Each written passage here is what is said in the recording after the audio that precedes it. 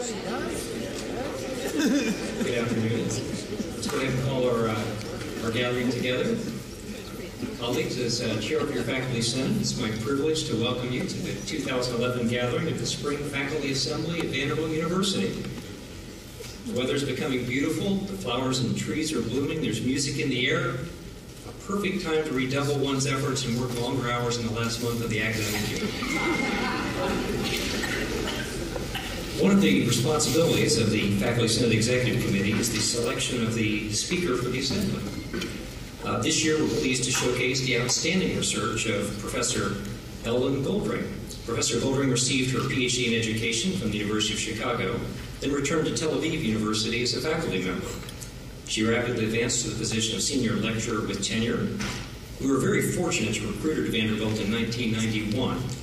During her time here, she has served as Associate Dean of Academic Affairs for Peabody College and has been the recipient of the Alexander Hurd Distinguished Professor Service Award. Her area of expertise deals with school improvement, with particular emphasis on educational leadership, school choice, and parental involvement. She's the principal investigator of the National Center on School Choice. Her research addresses questions about school access and equity, how and why parents choose schools, and leadership practice and expertise has been broadly funded by the Spencer Foundation, the William T. Grant Foundation, and the U.S. Department of Education's Institute of Education Sciences. She's authored or edited 9 books, 33 book chapters, more than 50 scholarly articles, has worked with school systems, universities, and governments in the United States and throughout the world. We're delighted to have her here today to share some of her research findings with us. Please welcome Professor Ellen Goldring.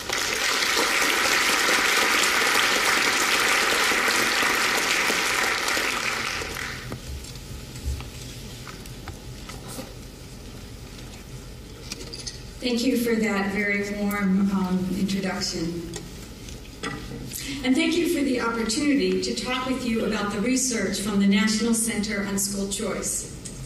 I am presenting this presentation today on behalf of the many colleagues who work with me at the National Center. School choice in general, and charter schools in particular, are central to education policy debates. And in fact, these debates are not that much different from other sectors, such as healthcare, arguing about the role of consumer choice versus government in social policy. The arguments for school choice include that choice schools, such as charter schools, magnet schools, and vouchers, will attract students of different racial and socioeconomic backgrounds and similar educational interests, will provide unique sets of learning opportunities, will encourage innovation through competition, will propel school achievement and higher academic achievement, and will increase parent satisfaction, involvement, and commitment. These arguments are predicated on the notion that parents will make rational choices, and a key aspect of rational choice is that parents will, in fact, opt out of schools that are low achieving or low performing, and will choose schools that are higher achieving or higher performing. There is also an equity argument involved in the school choice debate. Disadvantaged parents will have choices that are not tied to neighborhoods and school attendance zones that, as we know, are often segregated by social class and race. So since 2004, with funding from the Institute of Education Sciences, colleagues at the National Center of School Choice have been studying such questions as, what is the impact of school choice on student outcomes? Does school choice result in innovation? What is the relationship between school choice and racial and socioeconomic creaming and segregation? And do parents move their children when switching schools from low-achieving to high-achieving schools? And it is this last question that I wanted to discuss in a few more details in the remaining few minutes that I have. First, I want to remind people, what is a charter school? A charter school is a public school. Charter schools are not private schools, and they do not charge tuition.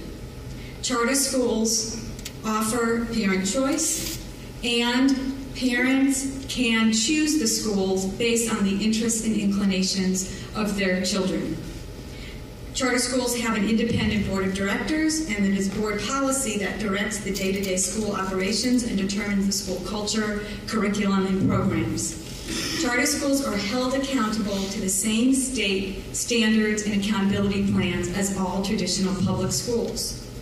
But they are granted more autonomy and flexibility around such issues as teacher hiring, the length of the school day, the instructional program, or the curriculum.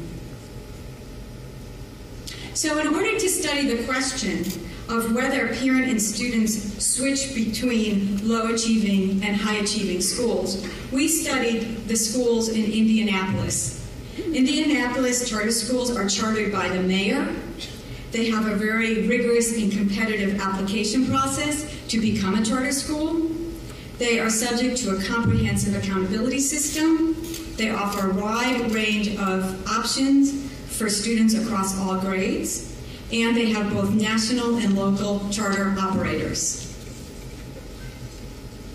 In the spring of 2007, the National Center administered parent surveys to all parents in the charter schools in Indianapolis, and amongst other things, asked the parents to rank their reasons for choosing or switching to this charter school.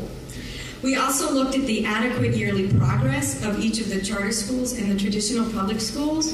And adequate yearly progress is the annual academic performance targets in reading and math on standardized tests that schools must reach under the federal No Child Left Behind law. And we analyzed individual student test scores. So the first thing we found was that overall, parents do articulate that the reason they're switching to a charter school is for academic reasons. On average, 63% of parents indicate academic reasons as their first choice. However, you'll notice that there's quite a large variability amongst the charter schools. When asking if parents are switching from low to high achieving schools in any given locale or district, we first have to ask if there are in fact sufficient high achieving charter schools to choose from. In the case of Indianapolis, we see, for example, that in the 2006-2007 year, the year that we collected our parent surveys, 60% of the charter schools, that's 9 of them, did not meet adequate yearly progress. And another 13% were too new to have data yet. Therefore, there were only 4 schools in this marketplace that actually met adequate yearly progress. Overall, 65.5% of students in the sample switched from schools that had failed AYT in the school year before they're switching to a charter school. When we look at the school they are switching to, parents are not choosing in large percentages schools that have met adequate yearly progress. 29.8% of students switched to charter schools that have passed AYP, and 37.7% chose charter schools that failed to make AYP. And the remaining parents chose schools that were too new to have an academic achievement designation. Here we see average achievement test data in math of switching students' grade level peers in both sending and receiving schools. As with the adequate yearly progress data, we do not see a clear pattern of parents and students choosing based on higher academic achievement scores. Approximately 50% of parents chose a school to switch a charter school that have higher academic achievement, and half of them chose charter schools that had lower performance or academic achievement. We would expect to see observations clustering in the upper left-hand quadrant if parents and students were choosing to switch from lower to higher performing schools. Parents in Indianapolis mayor's charter schools indicate that academics are a main driver of their choices. However, academics as a reason for choice is less clear when we look at actual academic achievement based on standardized test scores or other test scores from students. And in fact, in urban centers, there may not be an abundance of high-quality schools, which is not considered in many of the school choice debates. Furthermore, prior research suggests that school choice indicates parents rely on informal social networks to collect information and to make educational choices. However, these networks may not be providing correct, objective, or even useful information to parents. And in fact, when we interview parents and probe deeper, what we find is that for many parents, the word academics, or the idea of choosing for academic purposes, academics is a proxy for such basic needs as safety, discipline, having a school in a safe neighborhood, or an orderly classroom environment. If choice is based on the parent sovereignty notion that all parents have a right to choose, then the role of academics in parent choice may not be important as long as parents have the right to choose. However, there are important policy implications of these issues, such as which schools should be included in a choice set for parents in the educational marketplace. Are charter schools about options and choices for all? Or are charter school policies about providing high-quality options and choices in terms of academic achievement and educational attainment? And I would just like to end from a quote from a parent. Actually, this was a segment that was on NPR, where charter schools now are being debated in suburban school districts. And this was a suburban school district where the school board had voted not to allow any charter schools. And then one of the parents, who was the author of the charter school application, was quite upset. And he said the following: "You know, in all honesty, I think there's a serious mindset that has come to the conclusion that charter schools mean something bad is happening if one is to open. In other words, if the district's overall achievement is low, the state's going to overtake your schools, you open a charter school." He continued, "That's what they do in the ghetto. That's what they do in failing urban school systems. So if we open a charter school here in a suburban district, it may mean to others that people will perceive that our schools are not as good as they were." Thank you very much.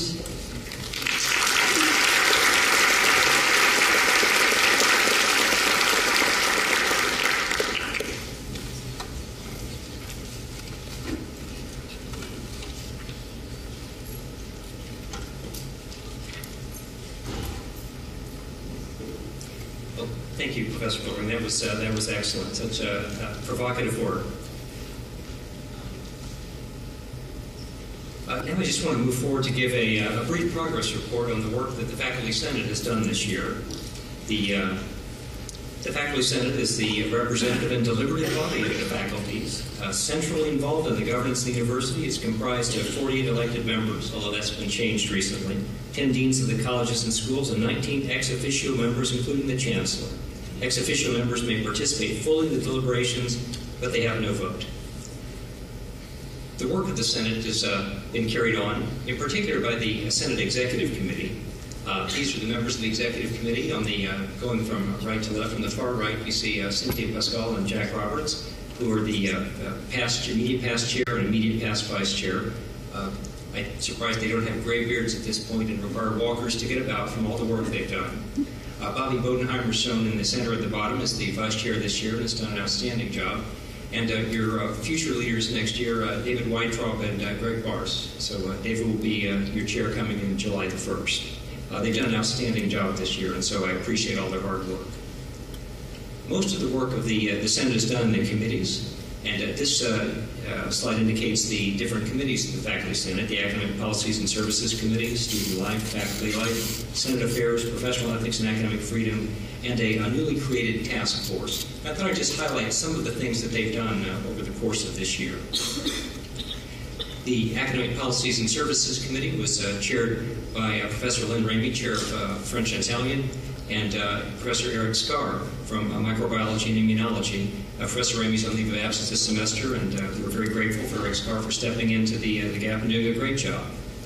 And I guess they've answered the first question: how do new degree-granting programs come into existence? If one of you wanted to create a new degree-granting program, how would you begin? We found out that the process was relatively fragmented, and the knowledge on how to do that was not centralized. So the Academic Policies and Services Committee, working in conjunction with the deans and associate deans, has centralized that information and streamlined the process. And I have the Faculty Senate website shown, and that just recently been added, as you can see here at the bottom. If you click on this, you'll see the process for approval of new academic programs. And so if you want to start something up, this is a good place to start. The Faculty Senate is also going to keep copies of successful applications to serve as templates for any of you who may want to deliberate about starting a new program. The APS also reviewed and recommended a new graduate program in biostatistics, which was felt to be commendable in its construction. Student Life was chaired by Professor Mavis Shorn. They've done an outstanding job. At the request of the provost early in the year, we were asked to undertake an evaluation of the complex issues related to the university honor councils. This has turned out to be a bigger than anticipated job. A lot of meetings with different deans of all of the different colleges, learning about the different processes and the appellate processes and the outcomes of honor council deliberations in the different schools. And so this will be a several-year project as we begin to make substantive changes in the honor council process. Professor Ann Price has chaired Faculty Life and has done a fantastic job. They've developed recommendations for faculty development with specific emphasis on mid-career development. We thought we were doing a pretty good job with new faculty, with our mentoring committees, but you reach the point of tenure and, well, then what happens? And I think the committee made some good recommendations. It turns out that great minds work in similar channels. The Chancellor's office and the Provost's office were developing similar ideas, and so these have since merged. They reviewed the Parents in a Pinch program, they explored university child care programs, and engaged in learning more about scholarly leaves of absence programs across the university. The Professional Ethics and Academic Freedom Committee was chaired by Professor Terry Donaldson, who I believe has now memorized the faculty manual in detail. She's been active in reviewing 2 faculty non-tenure grievances and has mediated several others, and has developed become known as the Great Compromiser.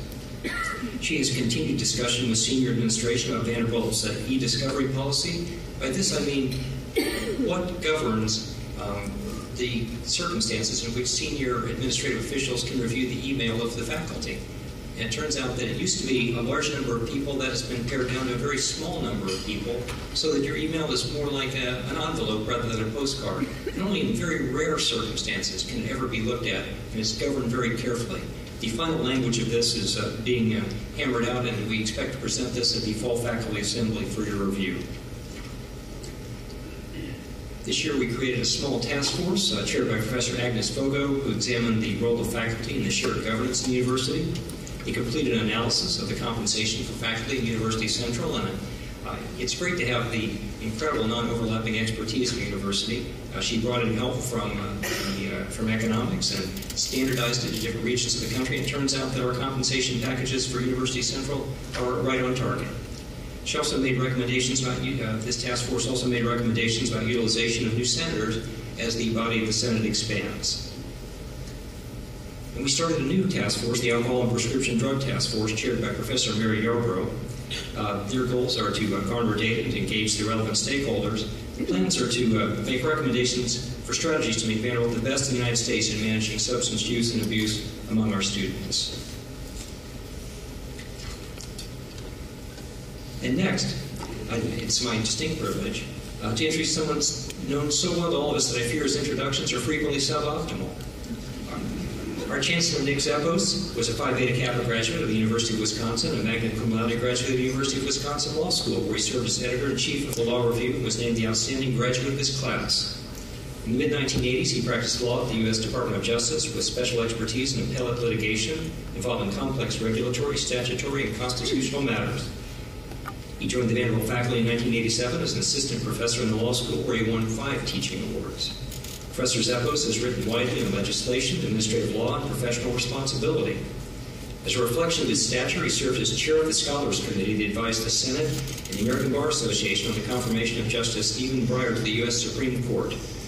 At Vanderbilt, he served as associate dean and associate provost before becoming provost and vice chancellor for academic affairs in 2002. He was formally appointed university chancellor in March 2008. I can personally attest to his passionate interest in the well-being of the faculty and students of our great university, and his careful stewardship of university finances during a particularly challenging time.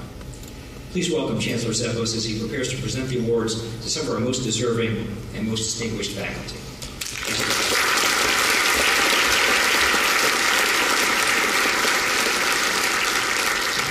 Well, Brian, thank you so much for that long but particularly warm and inflated introduction. And I want to thank all the faculty for coming here today to attend our faculty assembly. It is your critical engagement in the role that you play in making Vanderbilt one of the nation's and world's greatest universities that is essential to our governance and our future. I know how busy you are, particularly this time of the year, and so for you to come over to attend this meeting of the faculty is particularly appreciated, and you clearly demonstrate your strong commitment to our noble mission and the overall welfare of our great university. Today we gather as one faculty from one university, and we really embrace our shared vision to teach, discover, treat, care in service to humanity. But the important thing is we also take time from our busy schedule to celebrate, to recognize the individual and the collective contributions of our outstanding faculty. As Chancellor of this great university, I take tremendous pride in being part of this community of scholars. The researchers, the teachers, the humanitarians, the physicians and scientists who make such a difference in the world. And it is a particular privilege for me to give away these awards. And Brian, you will join me in this. As names are announced for each award, please come up, only if you're the selected faculty member, and join me on stage for your award. So let's turn to this exciting recognition. The first award I present today is the Madison Surat Prize for Excellence in Undergraduate Teaching. The recipient of this award receives a prize of $2,500 and an engraved pewter cup. Determined on the basis of outstanding efforts in classroom presentation, concern for student learning, and clarity and fairness in the criteria used for awarding grades, the Surat Prize represents an affirming vote of confidence from the toughest and, in some ways, most important audience, as student ratings, in part, determine the faculty member chosen for this award. This year, I am extremely proud to present the Madison Surat Prize to Claire McCabe, Associate Professor of Chemical and Biomedical Engineering. Claire, please join me on stage to accept this award. Now, Claire joined the Vanderbilt faculty in 2004 and has since built a successful research program while also earning praise as a highly respected teacher and a great scholar. Last year, Claire was recognized with the School of Engineering Excellence in Teaching Award for her significant contributions promoting a creative learning environment and sparking intellectual curiosity. In reviewing the students' anecdotal comments, which are always quite interesting, one cannot help but notice a recurring sentiment. Quote, Dr. McCabe genuinely cares about her students and wants them to succeed in their quest for learning. Unquote. Time and again, students commented on the fact that she goes out of her way to make extra help available, and that she took interest in each student as an individual. Also mentioned were her nice English wit and her use of humor, which seems to have rubbed off on one of the students, as evidenced in this remark. I'll quote verbatim, quote, her excitement and her no-nonsense attitude spreads like a plague. But brilliant students that we have further clarified in parentheses, quote, as being a good thing, unquote. Outside of the classroom, Claire excels as a mentor, devotes time to supervising students in their independent research projects. It is teachers like Claire McCabe who make Vanderbilt a truly great university. Claire, please accept my thanks for your dedication, commitment, and outstanding work. Congratulations.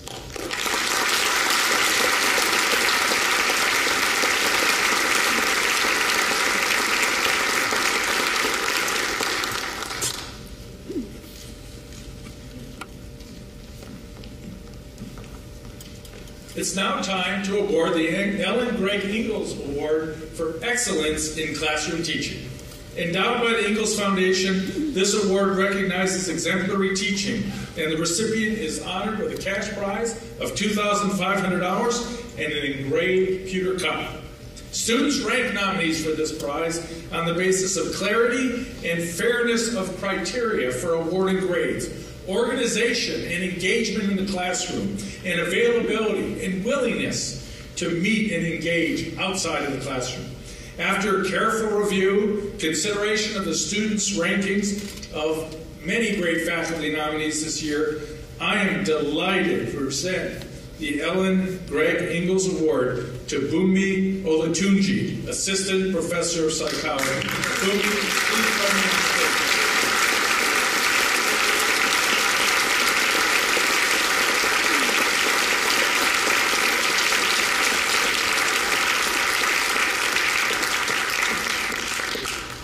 Bunmi is a rising star, both as a scientist and a teacher. Thanks to an outstanding record of excellence in research and teaching, he was recently promoted to associate professor with tenure. So let's recognize that as well. He is particularly notable because he is only 5 years removed from his PhD in 2006. Bunmi is a naturally gifted instructor and is credited by his colleagues as capturing perfectly the ethos of the Vanderbilt educator, researcher, and citizen. He excels in finding creative ways to link his teaching, his research, and his clinical practice and service to his department and the entire university. Students praise the way he connects teaching, research, and practice to captivate their attention and to generate their passion and interest. Indeed, he has gained a stellar reputation among students and faculty colleagues alike for his deft touch in presenting course material in highly engaging ways that encourage students to challenge their views and to strengthen their arguments. Bunmi embodies the qualities of a superb scholar and educator. He's willing to take risks. For his commitment to this calling of teaching and scholarship, it is my pleasure to present him the Madison Surat Prize for Excellence in Undergraduate Teaching. Bunmi, congratulations.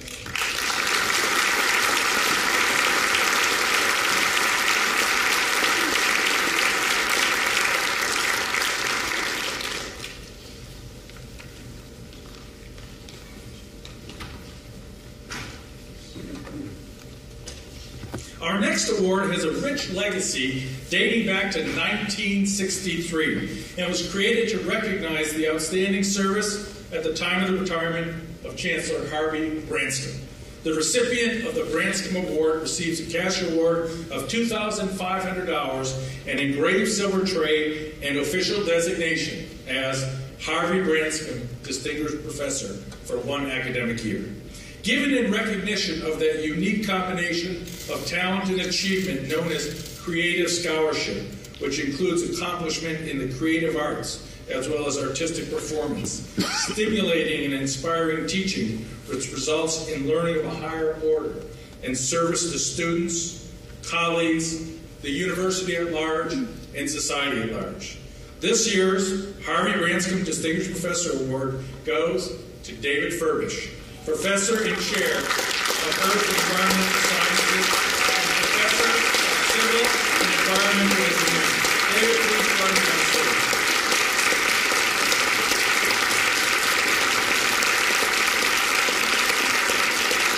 Recognizing David's talents as a gifted researcher with a passion for science, we recruited him to Vanderbilt to chair the Department of Earth and Environmental Sciences 8 years ago. Since that time, his commitment to the educational goals of his department and to the mission of the university have been unwavering. With extraordinary leadership skills, he has guided earth and environmental sciences through some major changes, including the initiation of a joint PhD program with civil and environmental engineering.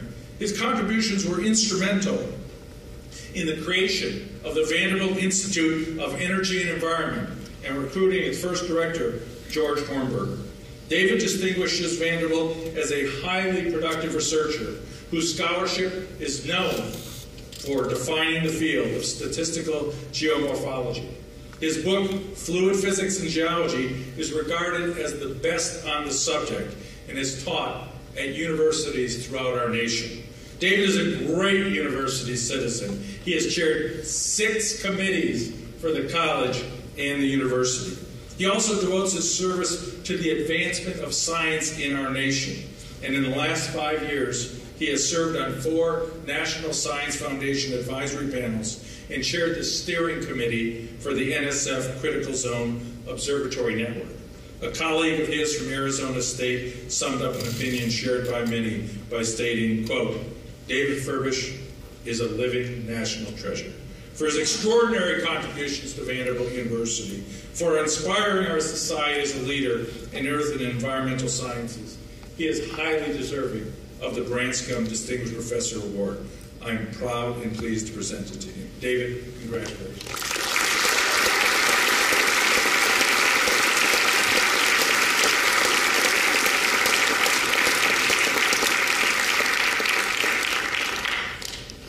We turn now to the next award, the Alexander Hurd Distinguished Service Professor Award, which was created in 1982 to honor Chancellor Hurd's service and at the time of his retirement. It recognizes a faculty member for demonstrating an understanding of the problems confronting contemporary society. This award encourages, it recognizes, it honors faculty members who are contributing to the analysis and solution of contemporary social problems. The recipient carries the title, Alexander Hurd, Distinguished Service Professor for 1 year, and receives a cash award of $2,500 and an engraved silver tray. It is with great admiration and pleasure that I present this year's Hurd Award to Robert F. Barsky, Professor of French and Comparative Literature, Professor of Jewish Studies. Bob, please join me in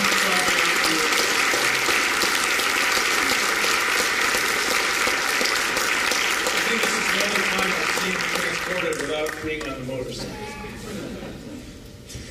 For his contributions to the understanding of issues facing contemporary society, Bob embodies the value that this award represents, and he is a walking, breathing personification of the public intellectual. Not only does he write about social injustice, he devotes a considerable amount of time to the community, addressing legal and social issues affecting refugees, illegal immigrants, and prisoners. Working with state senators to change the status of undocumented individuals, he connects unmet grassroots needs with the appropriate governmental authorities in his tireless effort to enact change. He is also vitally involved with the Inside Outside program, a program for prisoners, and it helps them transition to making positive contributions to society as productive community members.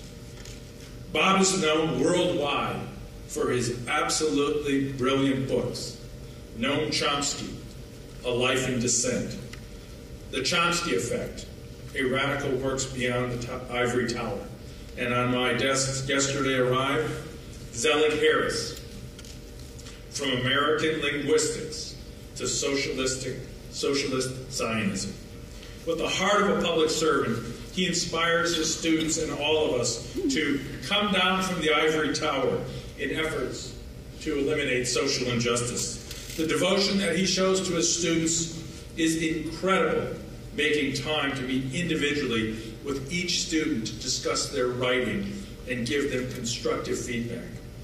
Bob Barsky is one of those rare individuals who generates life-transforming experiences for others, and he nurtures a sense of awe and intense, constant curiosity in the students that they'll cherish throughout their lives. For his compassion, for his commitment, I am very pleased to present Bob with the Alexander Hurd Distinguished Service Professor Award. Congratulations, Bob.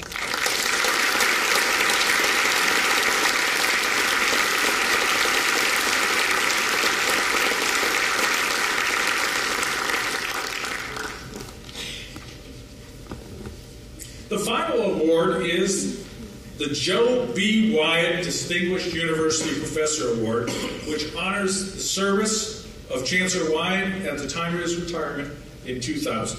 This award recognizes accomplishments that span multiple academic disciplines. Its purpose is to honor the development of significant new knowledge from research or exemplary innovations in teaching. The recipient carries the title of Jobi Wyatt, Distinguished University Professor, for 1 year and receives a $2,500 cash award as well as an engraved silver tray.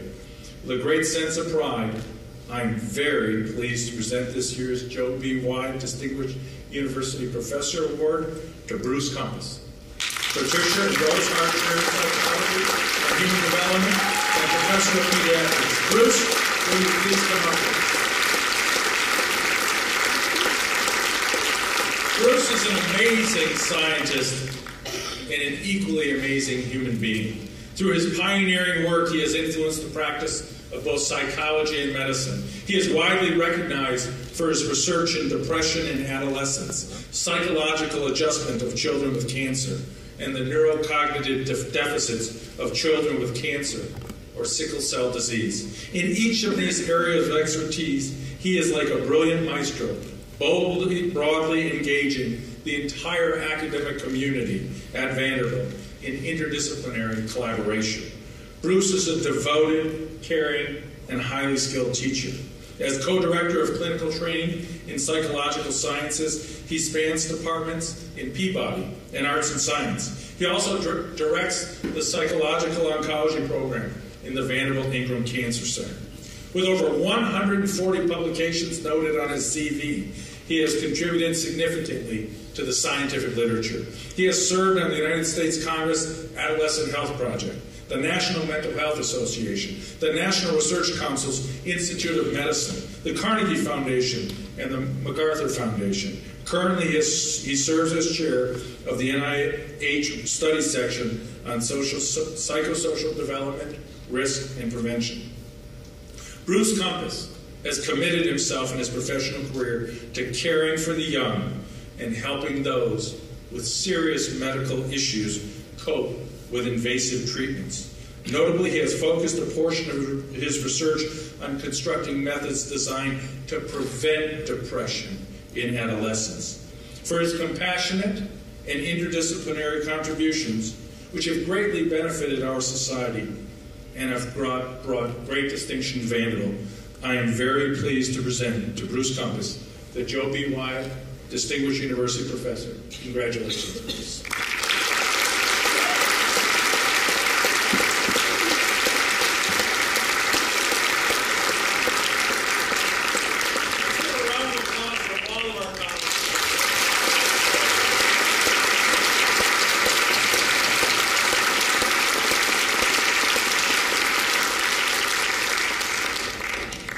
As Chancellor, I have the privilege of now addressing you.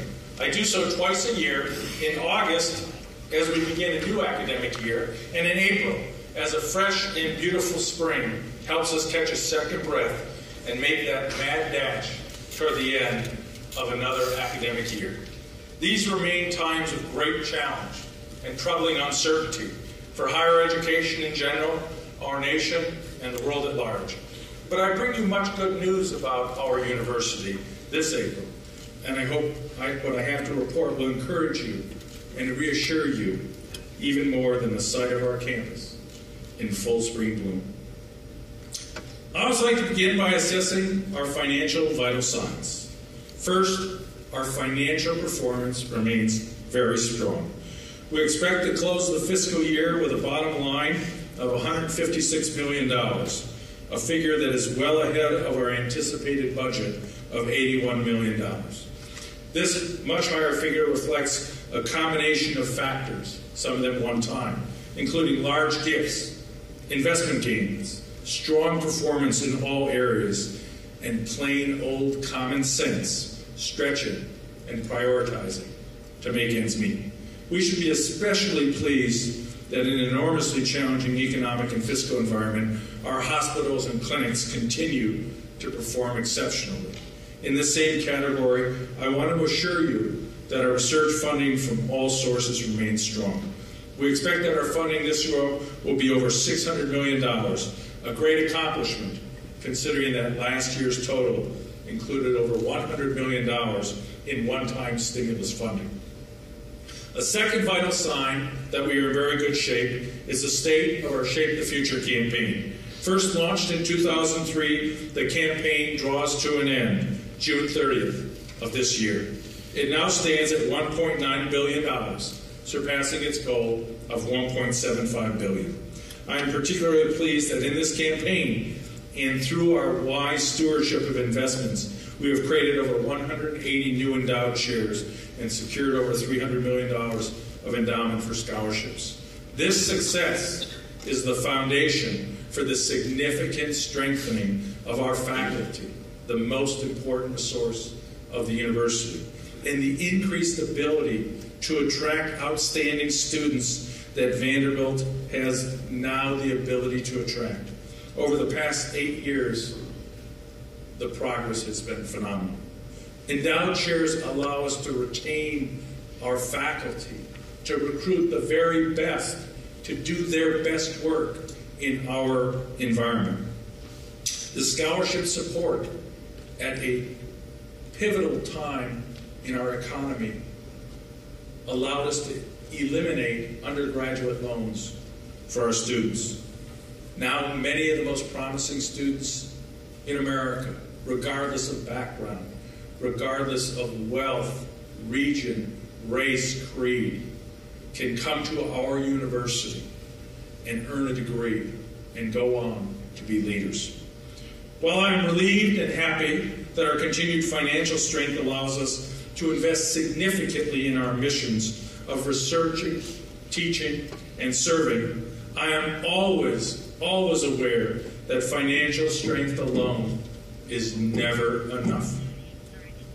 In our financial prudence, our mutual support, and in our academic and research investments, we are truly one university.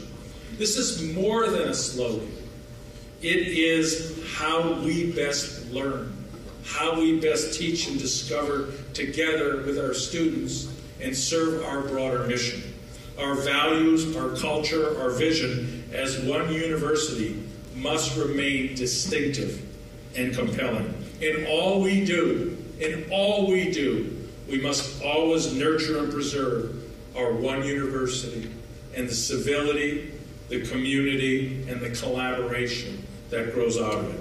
I can assure you that in every area of our work, my work, our one university ethos is the foundation for our success. Whether I'm recruiting a new faculty member, talking with prospective students, meeting with our board of trust, or seeking support for our great university, it is this distinctive one university culture that marks us as a place to grow, to thrive, to achieve beyond expectations, and makes us a place worthy of support and generosity from those who seek to serve humanity. I'd like to turn now to gauging our progress against some of the plans we launched last year. In 2010, with you, I laid out 3 areas for investment and improvement. The first was in recruiting and retaining the best faculty. I hope that through the success of the Shape the Future campaign and our own wise stewardship and investment, we can create and award 60 new endowed chairs over the next 2 years. I'm very pleased to report that this year, we have already established 73 new endowed chairs and awarded 33 of these new chairs to our distinguished colleagues from an impressive array of disciplines. We have and continue to build an outstanding faculty.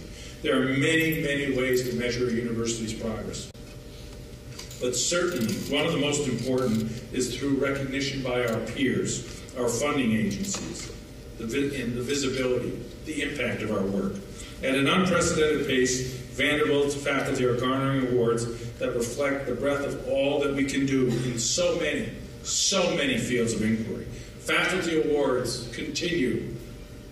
Guggenheim, Sloan, Searle, NEH, ACLS fellowships, MacArthur Genius Prizes, invitations to distinguished learned societies. I see my colleague John Gore out there, who's been elected to the National Academy of Engineering, joining Roger Cohn last year, and will be joined by our new colleague, Vaughn Jones, who's also in the National Academy. NIH Pioneer and Merit Awards, NSF Career PCASE Awards. All are on the increase.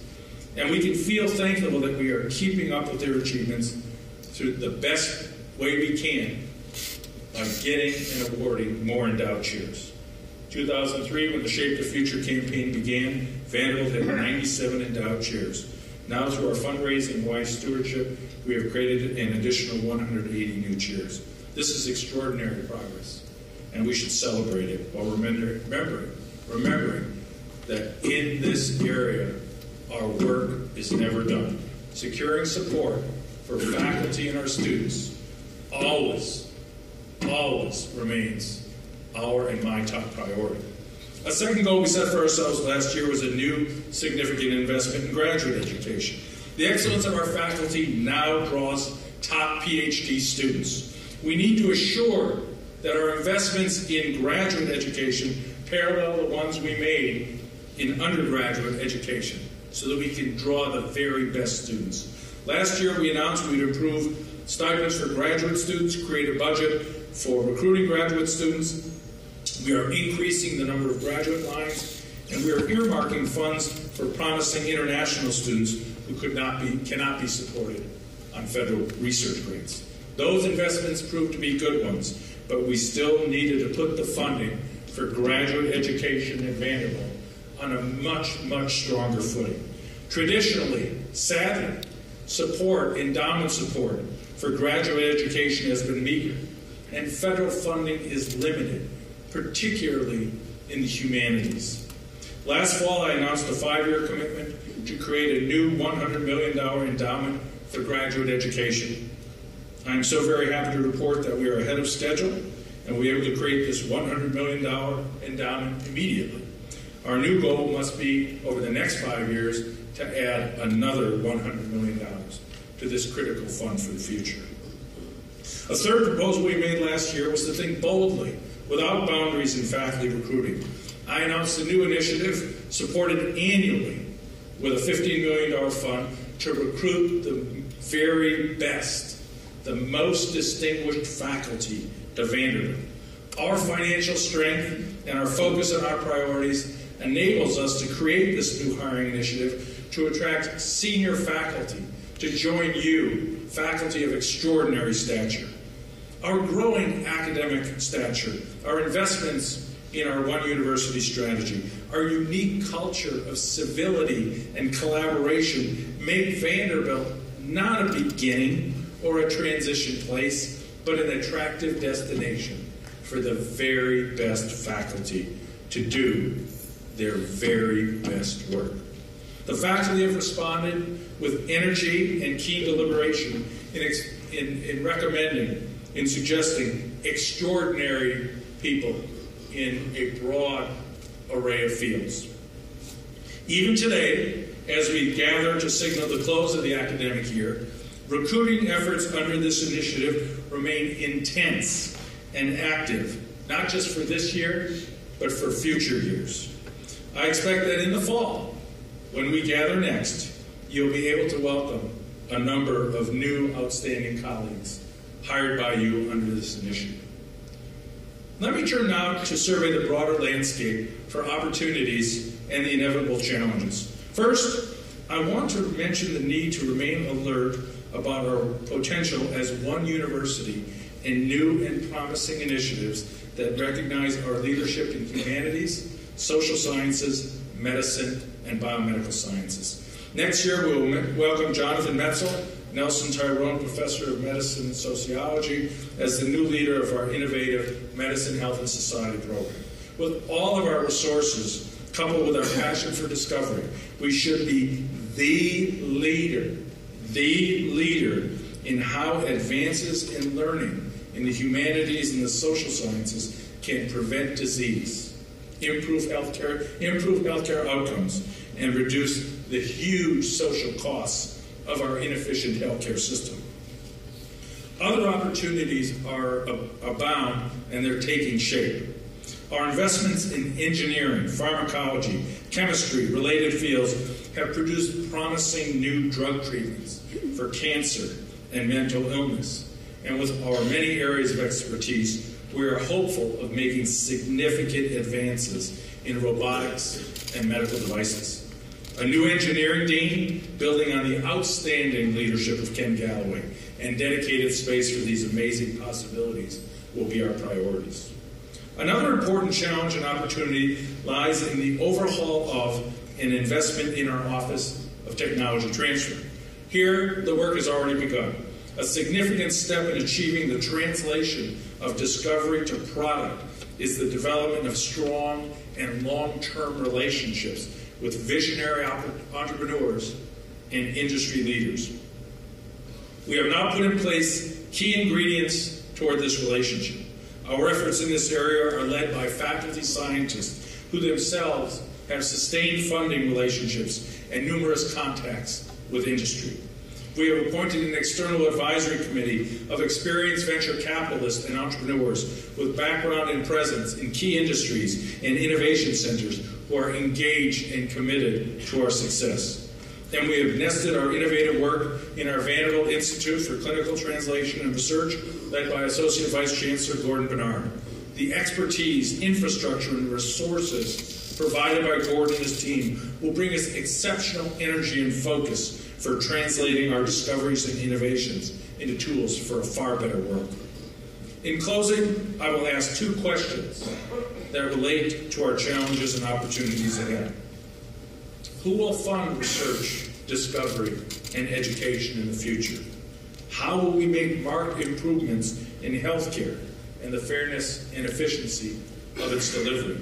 These two questions cannot be disentangled from the federal and state budget shortfalls that we are facing. Even as economic conditions seem to improve, the fiscal picture, as we know well, that looms before us is frightening and divisive. Our political leaders and all of those who seek to lead and envision a bright future must all act courageously, fairly, and pragmatically to address the fiscal challenges. We can't ever expect the political sparring to disappear, since it's intrinsic to our form of government. But there must be a quest for a broader public good. That surely must include rethinking large parts of the federal budget and a focus on those investments that make our people and our nation great. Universities may be asked to do our part, and it's hard to argue otherwise if others step up to define this public good. But dramatic cuts and underinvestment in education, science, and innovation will produce no long-term relief and will surely hobble our great nation and its future. We must also realize that what often defines a free and creative society is the ability to write a history, to write a poem, to compose, to create.